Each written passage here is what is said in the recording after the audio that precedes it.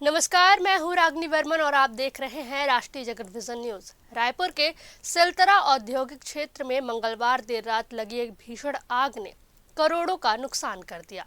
अरविंद गद्दा फैक्ट्री में अचानक उठी लपटें देखते ही देखते इतनी तेजी से फैली कि पूरा परिसर आग की लपटों में घिर गया।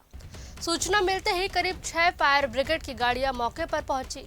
दमकल कर्मी पूरी रात आग से जूझते रहे, लेकिन गद्दा बनाने में इस्तेमाल होने वाला फोम, केमिकल और कच्चा माल आग की लपटों में आ गया।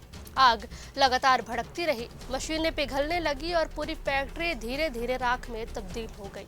फायर ब्रिगेड ने रात से लेकर बुधवार सुबह तक मोर्चा संभाला। कड़ी मशक्कत के बाद आग को आखिरकार काबू में कर लिया गया, लेकिन तब तक सब कुछ राख हो चुका था। अरविंद इंडस्ट्रीज के मालिक अरविंद अग्रवाल के मुताबिक लाखों नहीं बल्कि करोड़ों का नुकसान हुआ है।